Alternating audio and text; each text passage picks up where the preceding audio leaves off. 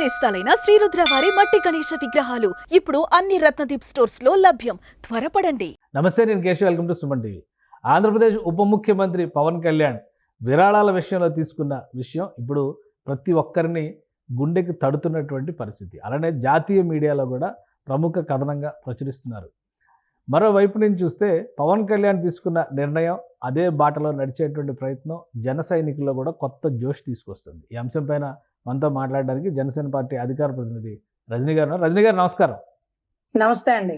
రజనీ గారు, ఏంటి పవన్ కళ్యాణ్ గారు తీసుకున్నటువంటి నిర్ణయం? అధికారంలో ఉండి కూడా పెద్ద మొత్తంలో విరాళాలు ఇవ్వాలి, అలానే ఆదుకునేటువంటి క్రమంలో ఎంత చేసినా సరిపోదు అనేటువంటి మాటలు ఏ విధంగా చూడాలి?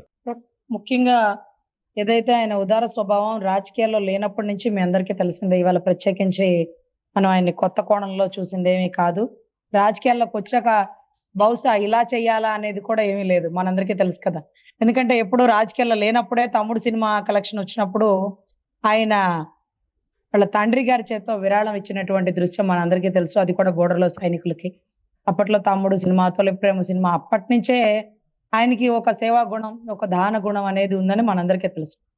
ఇక్కడ పోతే ఇక రాజకీయంలో ఖజానాలో డబ్బులు లేవని తెలుసు. ఎంత ప్రకటించాలన్నా ఒక నిర్ణయం తీసుకోవాలి అనేది తెలుసు. తన వంతు బాధ్యతగా తను ఎంత ఇవ్వాలి. సో లేటుగా వచ్చినా లేటెస్ట్ గా వచ్చాడు.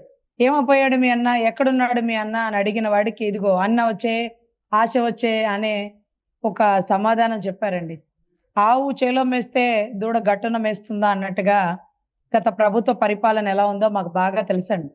ఈ ప్రభుత్వ పరిపాలనలో ప్రత్యేకించి పంచాయతీ శాఖ మంత్రి తీసుకున్న నిర్ణయానికి ఏదైతే వాళ్ళు ఇలాంటి వ్యక్తి కింద పనిచేయడం మా అదృష్టం అంటూ వారు కూడా 14,85,00,000 చొప్పున విరాళంగా ఇచ్చారండి. అంటే ఒక రోజు శాలరీని డెడికేట్ చేశారు, చాలా మంది విరాళంగా ఇచ్చారు.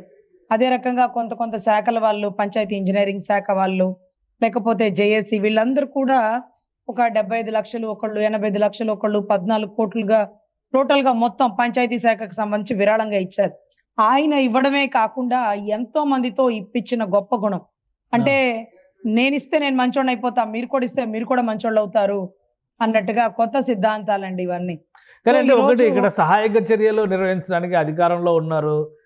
ప్రభుత్వ ఖజానా నుంచి కేటాయించవచ్చు, కేంద్ర సాయం ద్వారా చేయొచ్చు. కానీ వ్యక్తిగతంగా ఇంత పెద్ద విరాళాలు ఇవ్వడం వెనక ఏంటి? ప్లస్ ఆయన ఇచ్చిన దాంతో పాటు చూస్తే కనుక మెగా ఫ్యామిలీ నుంచే దాదాపు 8 కోట్ల పైగా విరాళాలు వచ్చినట్టు కనిపిస్తుంది.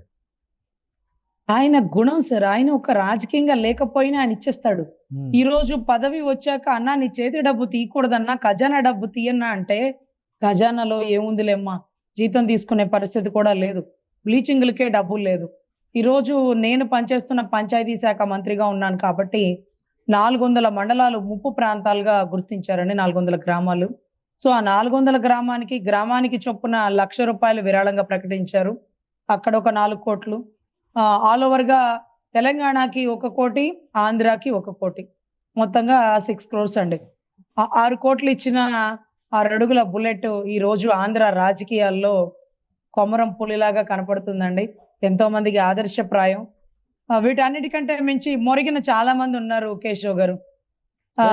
అంటే మొదటి 3 రోజులు కనపడలేదు అనేది పెద్ద విమర్శ చేశారు. రోజా గారు అయితే, మాజీ మంత్రి రోజా గారు అయితే చాలా ఘాటుగా విమర్శించారు. హనీమూన్ ట్రిప్లో ఉన్నారా, ఇట్లాంటి మా పదాలు కూడా ఉపయోగించారు. అది మరి ఆమె స్థాయికి తగిన పదమా కాదా అనేది ఆమె డిసైడ్ చేసుకోవాలి. ఏం చెప్తారు మీరు? సార్, ఆమె అసెంబ్లీ గేట్ బయట నన్ను రేప్ చేస్తారా రండి చేయండి అని స్టేట్మెంట్ ఇచ్చిన ఆవిడ. సో ఆవిడ గురించి మనం మాట్లాడుకుంటే మన స్థాయిని మనం తగ్గించుకున్నట్టు అవుతుందండి. మరోవర్ 2 రోజులేమో అరౌండ్ 2 రోజులు అన్నయ్య అందుబాటులో లేనని కారణంగా మీడియా ముందుకు వచ్చేసినటువంటి చాలా మంది.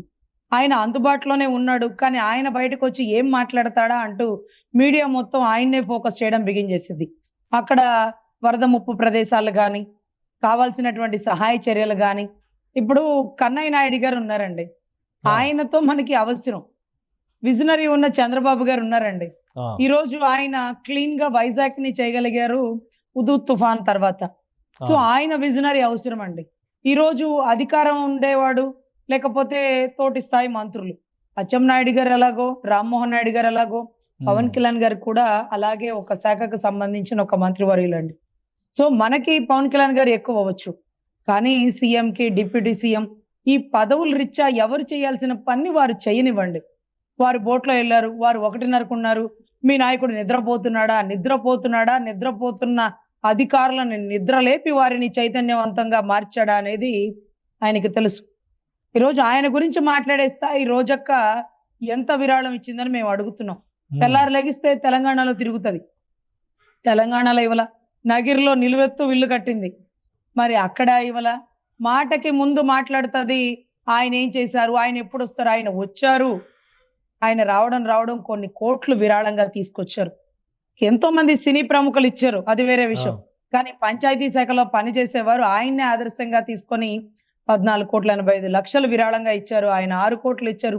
ఇంకా కూడా భోజన సదుపాయాలు, వాటర్ బాటిల్స్, పాల ప్యాకెట్లు నిరంతరం ఇస్తూనే ఉన్నారు పంచాయతీ శాఖలో పనిచేసే ప్రతి ఒక్కరూ అండి. ఈవెన్ దో మా హస్బెండ్ కూడా ఒక పంచాయతీ సెక్రటరీ అండి. ఆయన కూడా నిన్నటి మొన్న ఆ మండలాలకు సంబంధించిన వాళ్ళందరూ ఒక 6,000 పులిహోర ప్యాకెట్లు, వాటర్ బాటిల్స్ ఇవన్నీ కూడా స్వయంగా ఇవ్వడం జరిగింది. మా శాఖ మంత్రి ఇంత ఇస్తున్నప్పుడు మరి మేమెంత ఇవ్వాలి, మా వంతు బాధ్యతగా అంటూ ప్రతి ఒక్కరు ముందుకొస్తుంటే ఆయన మాత్రమే చైతన్యవంతులు కాదు, ఆయన ఎంతో మందిని చైతన్యవంతులు చేసే వివేకానందులాగా మాకు కనిపిస్తారండి. రైట్. అంటే ఇప్పుడు రాష్ట్రంలో జరిగినటువంటి విపత్తు, దాని నుంచి తీసుకోవాల్సినటువంటి ఉపశమన చర్యలు ఒకవైపు, కానీ రాజకీయం ఎక్కువగా ఆంధ్రప్రదేశ్లో వినిపిస్తున్నట్టు ఉంది. ఏ పార్టీ పరంగా చూసినా కానీ ఇప్పుడు విమర్శ అనేది అధికారంలో ఉన్నటువంటి పార్టీ చేసినా, ప్రతిపక్షంలో ఉన్నటువంటి పార్టీ చేసినా కానీ అసలు విషయం డైవర్ట్ అయ్యేటువంటి అవకాశం ఉంటుంది. ఎందుకు పదే ఈ చర్చలే జరుగుతున్నాయి ఆంధ్రప్రదేశ్లో? రిహాబిలిటేషన్, రిలీఫ్ మెజర్స్ వీటి గురించి మాట్లాడకుండా ఈ చుట్టూ తిరగడానికి కారణం ఏంటి? సార్ ఇక్కడ అమ్మ పెట్టదు అడక్క తిన్నదని ఒక సామెత ఉంటుందండి. ఆయన వచ్చి ఏమి ఇవ్వడు, ఇచ్చే వాళ్ళని చెడగొడతాడు. ₹1,00,00,000 అనౌన్స్ చేశారు కదా, వైసీపీ వాళ్ళు కూడా ₹1,00,00,000 అనౌన్స్ చేశారు కదా సార్. ₹1,00,00,000 అనౌన్స్ చేసి ఆయన లండన్కి వెళ్ళిపోతే ఈ ₹1,00,00,000 ఎవరు కట్టాలి సార్? చెక్ ఇవ్వలేదు సార్. 175 మంది ఎమ్మెల్యేలు చందాలు వేసుకుంటున్నారు. ఇంకా కూడిక అవలా, అయ్యాక అంతా కూడాక అప్పుడు కూడిక సమావేశం ఎమ్మెల్యేలు ఎక్కడున్నారు ఇప్పుడు? వైఎస్ఆర్సీపీ ఎమ్మెల్యేలా అందరు ఎమ్మెల్యేలు కలిపి చెప్తున్నారా మీరు? పాపం ఆయన దగ్గర పోటీ చేద్దాం అనుకున్నారు, పోటీ చేసి ఓడిపోయిన వారు, ఇంకా కూడా సుమతి, కాలమతి, మందమతి లాగా ఒక చేపల స్టోరీలో మందమతి లాగా మిగిలిపోయిన వారు ఎవరైనా ఉంటే వారందరూ కలిసికట్టుగా విరాళాలు సేకరించి అది ఇవ్వాలండి. ఎందుకంటే ఒక ₹1,00,00,000 చెక్ రాసే అంత గొప్ప గుణం ఆయనకి ఎప్పటికీ రాదండి. పార్టీ పరంగా చూస్తే మీరు ఇప్పుడు లాస్ట్ టైం ఎలక్ట్రల్ బాండ్స్ విషయంలోనే రాష్ట్రంలో అన్ని పార్టీల కంటే ఎక్కువ విరాళాలు వైసీపీకి వచ్చినాయి. అంతలోకి ₹1,00,00,000 ఇవ్వాలంటే మీరు మరీ చందాల గురించి చెప్తారేంటి సార్? ఆ ఎలక్ట్రోల్ అంటే జగన్ గారి ఆస్తుల్లో ఇచ్చిన డబ్బులా? అది కూడా విరాళంగా ఇచ్చినవే కదా, మీకు తెలుసు కదా. విరాళంగా వైజాగ్ కు సంబంధించిన ఎంపీ కిడ్నాప్ చేస్తే 22A ఉండే అతని భూమిని వెలికి తీస్తే అతను ఎన్ని కోట్లు ఇవ్వాల్సి వచ్చినాయి? విడుదల రజనీ గారు సీట్ ఇవ్వడం కోసం ఎన్ని కోట్లు దండుకున్నారంటూ అక్కడ ఒక వ్యక్తి అభియోగాలు చేశారు. అవి ఆరోపణల ఆధారాల కూడికతో మాట్లాడా? సో ఇవన్నీ కూడా సార్ ఆయనకి విరాళాలు ఇవ్వాల్సి వచ్చింది. రఘురామకృష్ణరాజు గారు కూడా ఎన్నోసార్లు స్టేట్మెంట్ ఇచ్చారు, ఆయన పాదయాత్ర చేసేటప్పుడు మేం విరాళాలు ఇవ్వాల్సి వచ్చింది అని. అంటే ఇష్టంగా కాదు సార్, కంపల్సరీ ఇంత ఇవ్వాలి అంత ఇవ్వాలి అని డిమాండ్ తో కూడినటువంటి సేకరణ అండి. ఎలక్ట్రల్ బాండ్స్ అంటే పులివెందుల ఆస్తులు ఏం కాదు కదా, మీకు తెలుసు కదా. ఎక్కడెక్కడ వైసీపీ వారందరూ నిలబడి ఇవ్వాల్సినటువంటి చందాలు, విరాళాలు. అలాగే ₹1,00,00,000 కూడా కూడికి ఏర్పడుతుంది. ఆ ₹1,00,00,000 కనుక సమకూరిస్తే ఆ ₹1,00,00,000 కూడా చెక్కు ఇస్తారా? అది చంద్రబాబు గారికి ఇస్తారా, పవన్ కళ్యాణ్ గారికి ఇస్తారా, డిజాస్టర్ మేనేజ్మెంట్ నిధికి ఇస్తారా? What ever it may be, విపత్తు నిధిలో డబ్బులు కూడా లేవు. సో ఇక తప్పదు మన వంతు సహాయం అంటూ నిన్నటి రోజు అండి మేము ఎయిర్పోర్ట్ లో చూస్తే ఫిల్మ్ యాక్టర్స్ అశ్విని దత్ గారు వాళ్ళు వచ్చారు, చాలా మంది సాఫ్ట్వేర్ ఎంప్లాయీస్ వచ్చారు. వీళ్ళందరూ ఈ టైంలో ఎందుకు వస్తున్నారంటే చంద్రబాబు గారు చెప్పారట, కంపల్సరీ మీరు ఈ టైంలో విజయవాడ జిల్లాని లేకపోతే ఆంధ్ర రాష్ట్రాన్ని ఆదుకోవాల్సినటువంటి అవసరం, ఎన్టీఆర్ జిల్లాకి మీరందరూ మీ వంతు బాధ్యతగా నిలబడాలి అంటే దేశ విదేశాల నుంచి కుప్పలు తెప్పలుగా ఫండ్ కలెక్ట్ చేసి తీసుకొచ్చి ఇస్తున్నారండి. ఎందుకంటే ఇక్కడ ఒక గతంలో కేరళ, కర్ణాటకలో చూస్తున్నామండి, విపత్తు వచ్చినప్పుడు ముఖ్యమంత్రి గారు లేకపోతే ప్రధాన ప్రతిపక్షం ఇద్దరు కలిసి ఒకే హెలికాప్టర్ లో వెళ్ళిన దృశ్యాలు కూడా మేము చూసాం. కానీ ఇక్కడ ఈ టైంలో కూడా వరదలో కూడా బురద రాజకీయం అంటూ ఒక క్యాప్షన్ ఏదో పెట్టారండి. బురద రాజకీయమా దురద రాజకీయం అనేది మాకు తెలియదు, కానీ ఇంకా కూడా గోక్కుంటానే ఉన్నారు, సిగ్గులేని చెత్త రాజకీయాలు చేస్తూ. ఆ టైంలో కూడా మీరు వచ్చి ఏం చేశారు సార్? మీరు వచ్చి ఒక పులిహార పొట్లం ఇచ్చారా, ఒక వాటర్ బాటిల్ ఇచ్చారా, ఒక రూపాయి బయటికి తీసారా? తీలేదే. ప్రభుత్వం బాధ్యత అని అనుకుంటా, అది ప్రభుత్వ బాధ్యత, ప్రభుత్వం చేయాలనేది విపక్షం చెప్తున్న మాట. సార్, భారతదేశంలో కూడా మదర్ తెరిసా చేయాల్సిన బాధ్యతలు ఏమీ లేవండి. మదర్ తెరిసా ఏ దేశంలో పుట్టి ఏ దేశానికి వచ్చి సేవలు చేసిందో మనందరికీ తెలుసు. నీ వంతు సహాయంగా నువ్వెంత చేసావు, మేము సైతం అంటూ ప్రతి ఒక్కరు ముందుకు రావాలి. నా ఒక్కడి వల్ల కావటం లేదు, నేను ఎంత కష్టపడినా అందరికీ భోజన సదుపాయాలు అందించలేకపోతున్నాను అంటూ చంద్రబాబు గారు ఓపెన్ స్టేట్మెంట్ ఇచ్చాక కూడా ప్రభుత్వమే చేయాలి. ప్రభుత్వంలో ఏం డబ్బు ఉందని చేస్తారు, ఏం మిగిల్చారని చేస్తారు? చిత్తశుద్ధి లేని గత ప్రభుత్వ పరిపాలనలో జీతం తీసుకోవడానికి కూడా డబ్బులు లేవని మా అధినాయకుడు వెనక్కి వెళ్ళి ఈ రోజు 6 కోట్లు ఎక్కడవండి? ఆయన సినిమాలు చేయాలి, ఆ డబ్బులు తీసుకురావాలి, అవి కట్టాలి. సినిమాలు చేసే వాళ్ళ దగ్గర అడ్వాన్స్ డబ్బులు తీసుకొని ఇప్పుడు ఇవి విరాళంగా ఇవ్వాలి. చిత్తశుద్ధిగా సినిమాలు చేసి వాళ్ళకి అప్పులు కట్టాలి. అంతేకాని ఈరోజు చందాలు సేకరిస్తారు చూడండి గౌరవ జగన్ గారు. ఈ టైంలో రాష్ట్రం ఈ విపత్తులో ఉంటే లండన్కి ఎలా వెళ్ళిపోతున్నారండి? ఫ్లైట్ టికెట్ పోస్ట్ పోన్ చేసుకోవచ్చు కదా. ఎందుకంటే దీంతో అయిపోలేదండి. ఈ వర్షం వెళ్ళిపోయాక మళ్ళీ మలేరియా, కలరా, డెంగ్యూ దోమలు ప్రబలిపోతాయి. మళ్ళీ పంచాయతీలో వేయడానికి బ్లీచింగ్ కూడా లేని పరిస్థితుల్లో మళ్ళీ అందరం రావాల్సిన పరిస్థితి ఉందా? విజనరీ ఉన్న వ్యక్తి ఏదైనా చేయగలుగుతాడా? వైద్య శాఖకు సంబంధించిన పాత్ర ఏంటి దీంట్లో అనేటటువంటి పరిస్థితి అయితే ఉందండి. రాష్ట్రం చాలా విపత్తులో ఉంది. ఇది ఎప్పుడు ఊహించని పరిణామం. గత 30-40 సంవత్సరాలు కూడా ఎవరు చూడలేదు అంటూ పెద్ద పెద్ద నాయకులు వస్తున్న స్టేట్మెంట్. అదే రకంగా ప్రకాశం బ్యారేజ్ కి సంబంధించిన ఇబ్బందిని కన్నయ్య నాయుడు గారు స్టేట్మెంట్ ఇవ్వడం జరిగింది.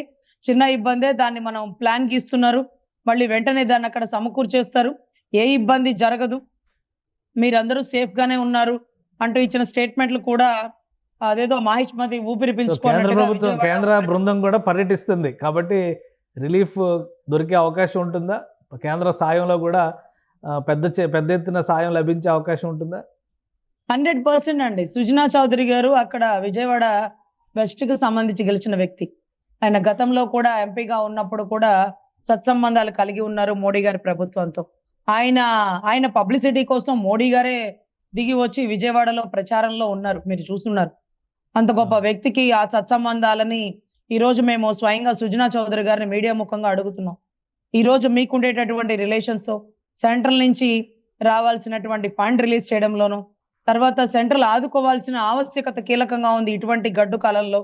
వీటన్నిటినీ మీ ద్వారా మీడియా ముఖంగా మీరు అమిత్ షా గారికి, మోడీ గారికి అందజేయాలి ఈ వార్తా సమాచారం. ఈ పరిస్థితిని సెంట్రల్ కూడా సహాయ సహకారాలు అందించాలి తన వంతు సహాయంగా అంటూ మేమందరం కోరుకుంటున్నామండి. 100% సెంట్రల్ సహాయం ఉంటుంది. ఎందుకంటే అక్కడ గెలిచిన వ్యక్తి బీజేపీ సభ్యుడు. అదే రకంగా కూటమిలో కూడా బీజేపీ ఉంది కాబట్టి బీజేపీ తన వంతు బాధ్యతగా ఈ కష్టకాలంలో ఆంధ్ర రాష్ట్రాన్ని మరొక్కసారి ఆదుకోవాలని వినతి పూర్వకంగా కోరుకుంటున్నాం. రైట్, థ్యాంక్ యూ రజనీ గారు, మీ అభిప్రాయాలు తెలియజేసినందుకు. ఆంధ్రప్రదేశ్లో వచ్చినటువంటి విపత్తుని దృష్టిలో పెట్టుకొని చూస్తే ప్రతి ఒక్కరు కూడా మానవతా హృదయంతో స్పందించాల్సినటువంటి అవసరం ఉందని రజనీ గారు విశ్లేషిస్తున్నారు. అదేవిధంగా జనసేన పార్టీ అధినేత, రాష్ట్ర ఉప ముఖ్యమంత్రి పవన్ కళ్యాణ్ ఆయన సెట్ చేసినటువంటి ఒక ఉదాహరణని ప్రతి ఒక్కరూ ఇన్స్పిరేషన్గా తీసుకోవాలి. కానీ రాజకీయాల పేరుతో ఇలాంటి సందర్భాల్లో కూడా తప్పుడు ప్రచారాలు చేయడం అనేది క్షమించరాని నేరంగా ఆమె విశ్లేషిస్తున్నారు. ఇది special discussion. Keep watching. Suman టీవీలో మీ పర్సనల్ అండ్ బిజినెస్ ప్రమోషన్స్ కోసం కింది నెంబర్కి కాంటాక్ట్ చేయండి.